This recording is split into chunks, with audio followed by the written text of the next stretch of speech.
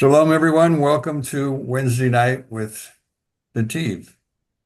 And hopefully you'll find this enjoyable. I did. I've been working on it for about 4 days now, and I finally have gotten something that I feel comfortable sharing that was probably something you haven't learned yet. Now, I'm doing Ezekiel 19 tonight, and the title of my lesson is called The Exiled Lion and the Burned Vine, which is the hidden journey of David's kingdom. We're about to see the whole thing from a panoramic point of view. Now, Ezekiel 19 is called a kinah. A kinah is a lamentation. It's a funeral song for the downfall of the rulers in the kingdom of Judah. Now, it uses two powerful allegories, and that's all that's in this lesson because it's only 14 verses. But they're two powerful allegories. The first one's about a lioness and her cubs, which takes up the majority of the chapter. And then finally, the second one is the fruitful vine that's uprooted and burned, which takes the end of the chapter. Now, as we go through this, there's going to be three major themes that we can look at. One is God's judgment on corrupt leadership. The second, consequences of national rebellion and the fall of the Davidic kingdom. And finally, mourning over lost glory and power. That's the third one of the group. So as we go through this, well, let me give you a key verse. And the verse is actually chapter 19, and it's verse number 10. It says, "Your mother was like a vine in your vineyard, planted by the waters. It was frightful, or it was fruitful and full of branches because of the abundant waters." This kind of contrasts what Judah's former prosperity with the devastation that's about to follow. So Ezekiel 19 warns that the privilege, wait a second, okay, warns that the privilege, power, and spiritual heritage cannot protect leaders or a nation from the consequences of disobedience to God. Now, our story, Josiah, who was the righteous king who brought reform and was eventually killed in a battle at Megiddo by Pharaoh Necho of Egypt. Before his death, he designated his fourth son, whose name was Jehoaz, as his successor. Now, Jehoaz only reigns for 3 months, and during those 3 months, he did evil. Now, Pharaoh Necho removed him, took him in chains down to Egypt where he would die. Now, Necho then imposed tribute on Judah, and he installed another one of Josiah's son, Eliakim. But before he put him in power, he changed his name to Jehoiakim. So Jehoiakim is now the new king, and he was worse than Jehoaz because he rejected Torah completely, and he followed idolatry to the letter. And he opposed the people with heavy taxes, or him. Jeremiah in Jerusalem and Ezekiel in exile both rebuked the growing corruption that's going on in the castle. Now, Jehoiakim's fourth year, well, Pharaoh Necho was defeated at Carchemish by Nebuchadnezzar. So Babylon now dominated the entire Euphrates area all the way to the borders of Egypt. And Judah became, well, actually a small vassal kingdom caught between two empires where there would be constant fighting. Then Jehoiakim dies in disgrace, and his son Jehoiakim is quickly taken to Babylon. Zedekiah at 21 is installed as the puppet king for Nebuchadnezzar. Now his original name was NETIV, and his name meant the gift of Yahweh or the gift of God. And it was Nebuchadnezzar who chose his names, telling us that if you remember the book of Daniel, Daniel had a tremendous influence on Nebuchadnezzar. So by the time Zedekiah becomes king, Nebuchadnezzar has already fallen under the awe of Daniel and his God. Now, Zedekiah later rebelled because he brought an oath in God's name before what was going on. And as he did that, he broke his own oath, and therefore he was subject to the rules. Now, the result was that Jerusalem and the temple were destroyed, and Judah, well, all of Judah goes into exile. Now, the Midrash, the Rabbah, Echah Rabbah, which is the Lamentations, captures the spiritual side. God laments that if Israel had kept his Torah, the kingdom of David would not have been torn apart. And that is exactly the logic of Ezekiel 19. Now, verses 1 and 2 begin by saying, take up a lament concerning the princes of Israel and say, Ma. Now, Ma normally means the word what. So, what a lioness was your mother? She lay down among the lions and she reared her cubs. Now, as I said, the Hebrew word ma actually means what? But Radak and several of the other rabbis, the sages, well, they saw the expression differently because they saw it as talking about mourning. So they used the word, which is also permitted, was the word alas. Alas, what a lioness was your mother. So who is the lioness? And we again have two choices. The nation of Judah, or as all of it, or more specifically, the house of David or the house of Josiah, is who he's talking about. Now, this connects to Genesis 49:9, going all the way back to the beginning, because you see where Jacob was blessing Judah, notice what he calls him. Judah is a lion's whelp, and he crouches as a lion and as a lioness who shall rouse him. Now, the Midrash in Bereshit Rabbah 99 comments that just as the lion is king among the beasts, so was Judah and David's house appointed for kingship. So the lioness in image is royal, and it's the royal line of Judah. And the cubs, well, they are Davidic kings that are following.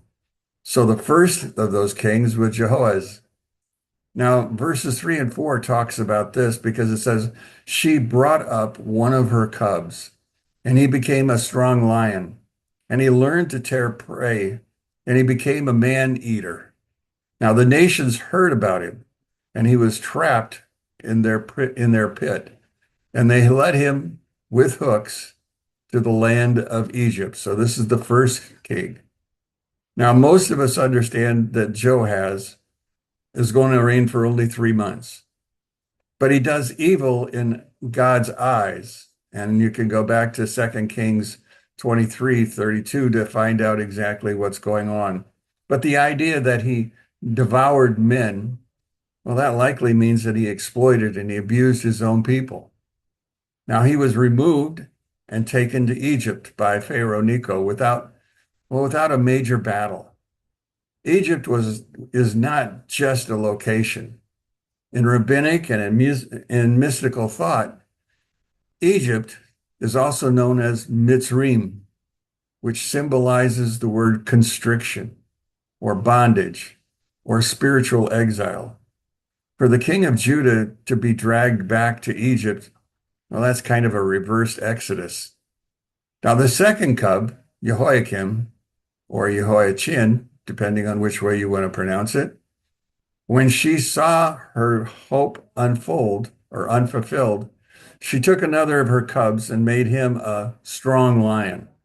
Now he prowled among the lions, and he learned to tear prey, and he became a man-eater. And he broke down their strongholds and devastated their towns. Now this second cub is generally associated with Jehoiakim, and some see this as the Babylonian, well, it's part overlapping with Jehoiakim. Now, he prowled among the lions. The verse in Hebrew is actually reflexive, which means he moves back and forth among other kings, sometimes with Egypt, sometimes with Babylon. And he is politically clever, but morally unfaithful. Again, he devours men, he destroys cities, and his reign brings desolation to Judah. In verses 8 and 9, it goes on to say, Then the nations came against him.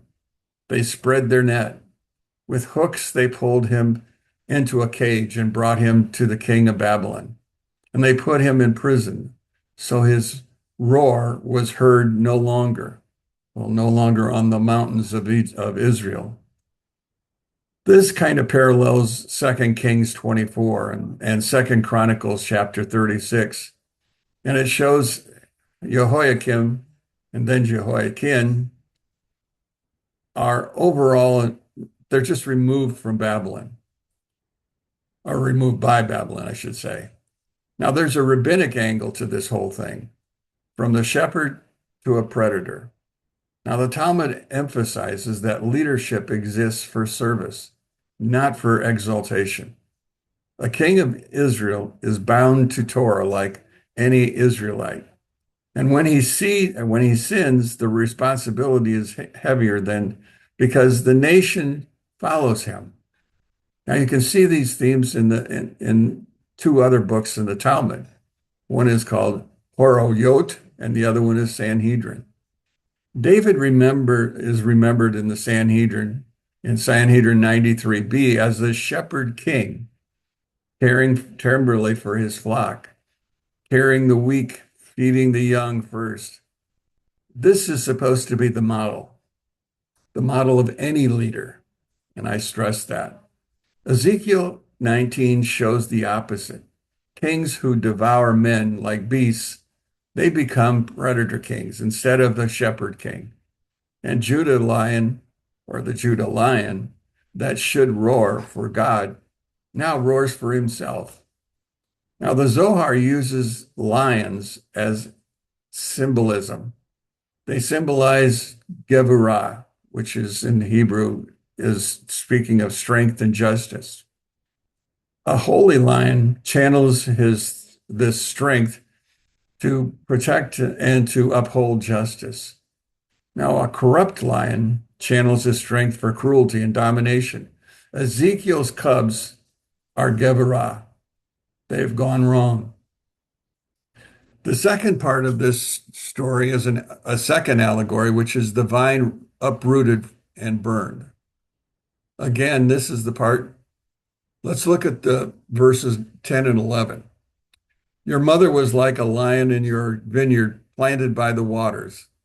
If it was frightful, or if it was fruitful and full of branches because of abundant water, its branches were strong, fit for a ruler's scepter. It towered high above the thick foliage. Now the image changes from a lion to a vine. The question becomes why? Well, the lion suggests power and kingship, while the vine suggests a covenant relationship. It talks about dependence. It talks about fruitfulness. Israel is often called God's vine. Now we can see this in several places, but let me give you a couple. Psalms 80, verses 8 and 9 say, You brought a vine out of Egypt, and you drove out the nations and planted it. In Isaiah 5, the first 7 verses, Israel as God's vineyard that yields wild grapes. And in Jeremiah chapter 2, verse 21, I planted you a choice vine. How then have you turned into this degenerate? Now, the Midrash Telahim is the Hebrew word for psalm. So in Psalm 80, it identifies this vine with Israel in the house of David, brought out of Egypt, planted in the land, later ravaged by beasts, symbolic of various empires. This fits Ezekiel's vine, what flourishing, now ruined. So the strong branches are here, fit for a ruler's scepter. Well, that is David's kingdom at its height was with David and with Solomon.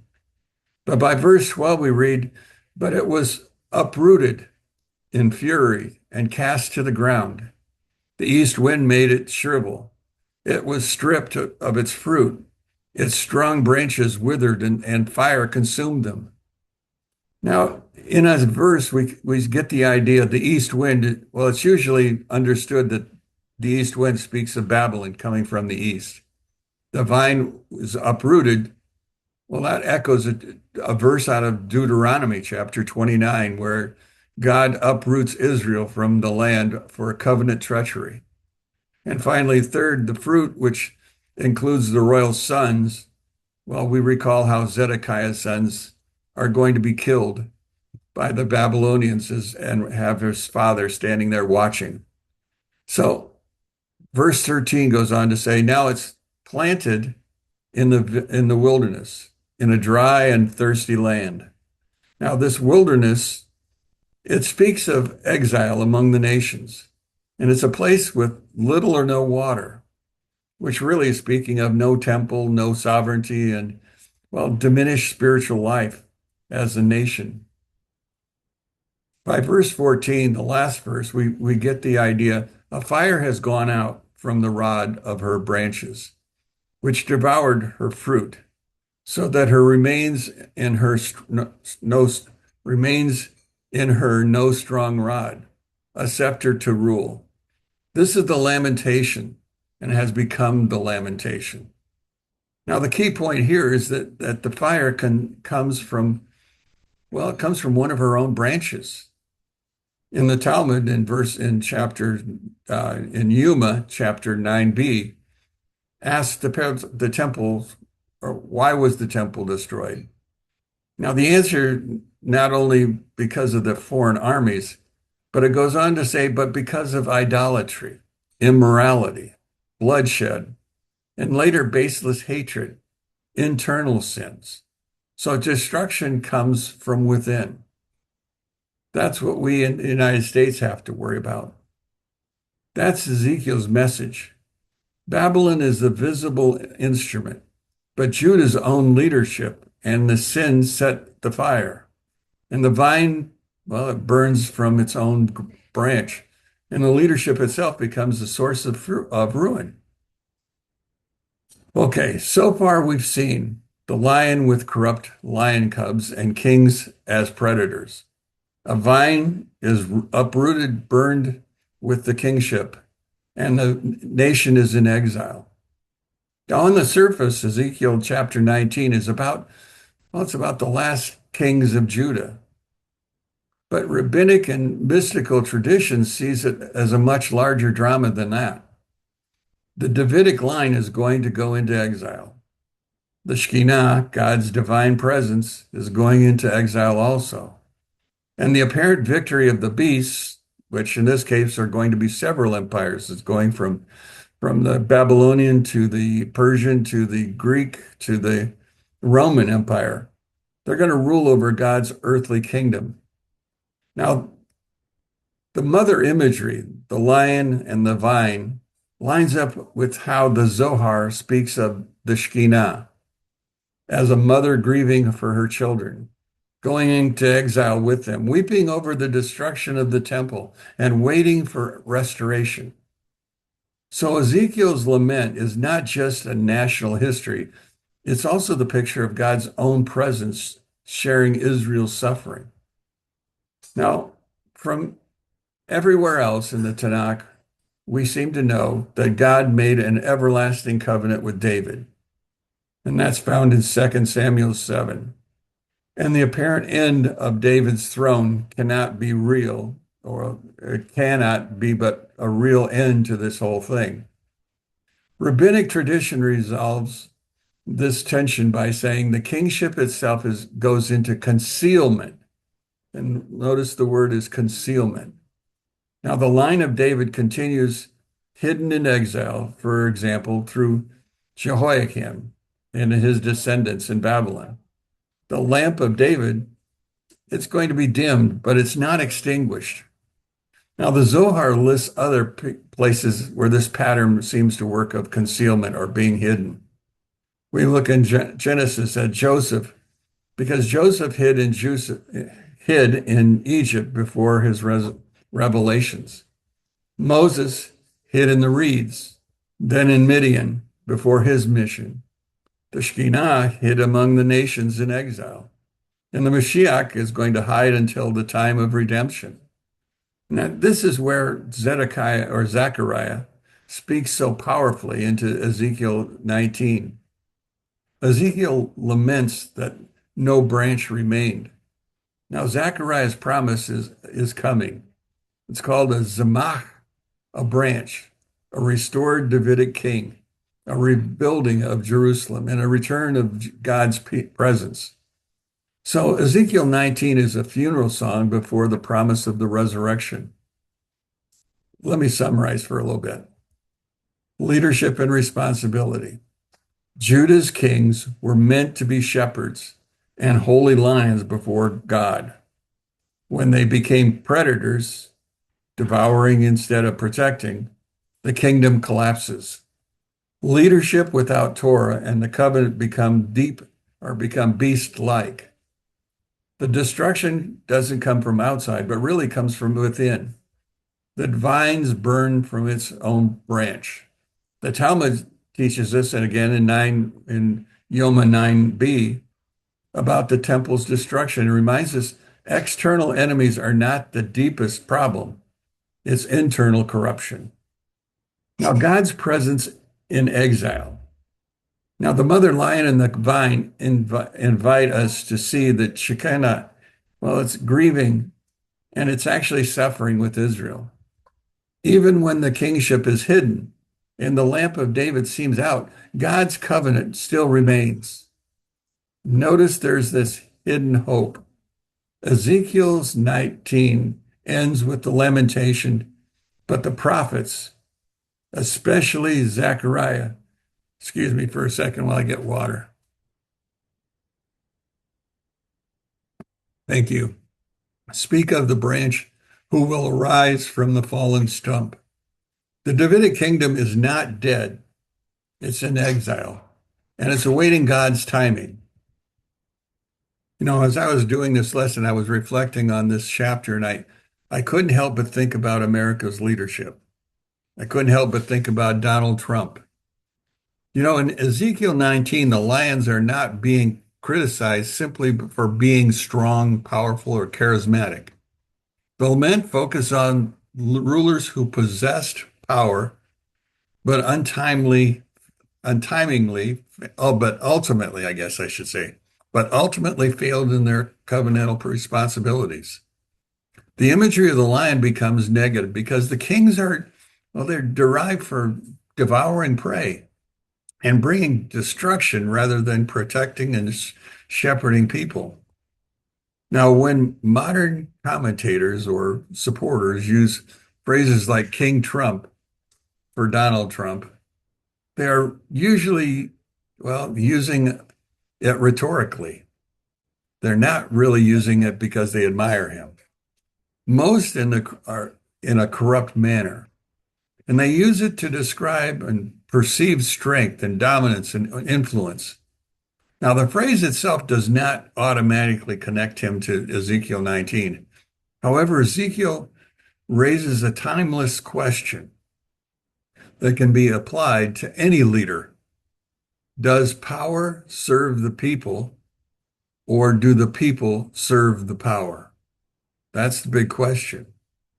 Now, the prophets consistently judge kings by justice towards the weak, humility before God, faithfulness to their mission, and whether they act as a shepherd rather than a predator. Now, these standards, we've applied them in the Bible to Saul and to David and to Solomon and the kings of Judah and Israel, and actually to foreign leaders like Nebuchadnezzar and Cyrus the Great. From a Jewish perspective, Ezekiel 19 is less about identifying a particular future political figure and more about a recurring pattern in history. Leaders rise, they become powerful, and are tested by what they do with the power. There's also an interesting mystical angle here. In the Zohar and later in Hasidic thought, kingship, which is called Malkut, is not fundamentally about domination. True kingship is reciprocative to the divine will and service to others. David is often praised not because he was the strongest warrior, but because he remained at his best, a shepherd king. So if one wanted to draw a lesson from Ezekiel 19 for modern politics, the question would not be which leader is the lion, but rather, is the leader acting as a shepherd or as a predator? That's the prophetic test Ezekiel applies to every ruler, ancient or modern, regardless of their party, regardless of their nation, regardless of their era. Our ongoing studies in Ezekiel, Zechariah, and King David's kingdom, well, there's a deeper contrast, and it's between one modern politician and the Lion Kings. It is between the failed king of Ezekiel, Ezekiel 19, and the ideal messianic king envisioned by the prophets, a ruler who serves justice, whose authority serves peace, and whose kingship restores rather than consumes. That ideal runs from David through the prophetic visions of Ezekiel and Zechariah.